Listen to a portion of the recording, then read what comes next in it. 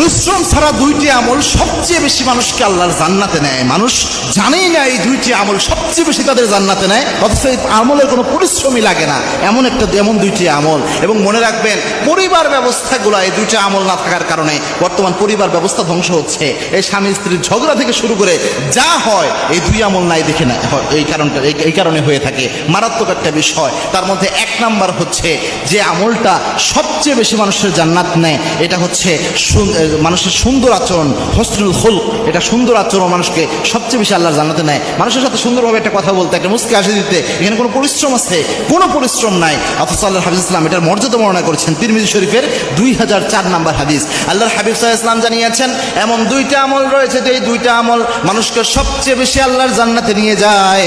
তার মধ্যে এক নাম্বার হচ্ছে হসনুল খুলক। কোনো ব্যক্তি যদি আরেক ব্যক্তির সাথে সুন্দর আচরণ করতে পারে, এটার কারণে মানুষ বেশি জান্নাতি হয়ে যায়। সুবহানাল্লাহ। একজন স্বামী যদি তার শ্রেষ্ঠ আচরণ স্ত্রীর সাথে দেয়, ওই স্বামী এই আচরণের কারণে জান্নাতি হতে পারে। এজ ইউজুয়াল আপনি বর্তমান সমাজ ব্যবস্থায় দেখেন, মানুষ সবচেয়ে বাজে আচরণটা স্ত্রীর সাথে দেয়।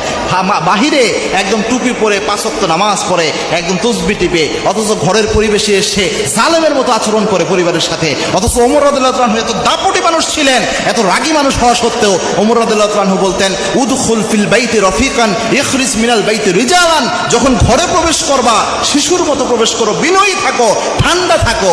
ঘর থেকে যখন বের হবা যুবক স্বাবলম্বী পুরুষের মতো বের হও।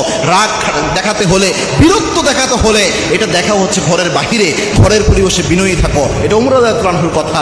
সুতরাং আমরা যেন সুন্দর আচরণ পরিবারে করতে পারি। সর্বপ্রথম সবচেয়ে বেশি ভালো আচরণ পাওয়ার অধিকার রাখে আপনার আব্বা এবং আম্মা, এরপরে আপনার স্ত্রী। এর সাথে আপনি যাচ্ছে তাই আচরণ করতে পারবেন না। মনে রাখবেন, আপনি স্ত্রীর সাথে যাচ্ছে তাই আচরণ করলেন, খারাপ আচরণ দিলেন, চোখ দিয়ে পানি পড়লো স্ত্রীর, আর আপনি মনে করলেন আপনি চালচালায় জান্নাতে চলে যাবেন। এত ইজি না।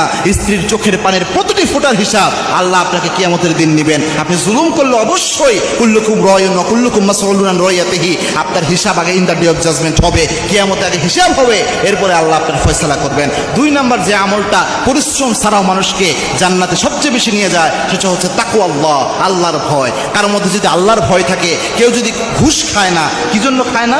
আল্লাহর ভয়ে। সুদ খাচ্ছে না সুযোগ থাকা সত্ত্বেও, কেন খায় না? আল্লাহর ভয়ে। জেনা করতেছে না, কেন করতেছে না? আল্লাহর ভয়ে। গার্লফ্রেন্ড ছিল, ছেড়ে দিয়েছে, কেন ছেড়ে দিয়েছে? আল্লাহর ভয়ে। তাকওয়াল্লাহ, আল্লাহর ভয় যদি কারো অন্তরে থাকে, কেউ যদি আল্লাহর ভয়ে গুনাহকে দূরে সরায় দিতে পারে, এই ব্যক্তিকে এই তাকওয়াই সবচেয়ে বেশি জান্নাতে নিয়ে যাওয়ার জন্য কাজে দিবে।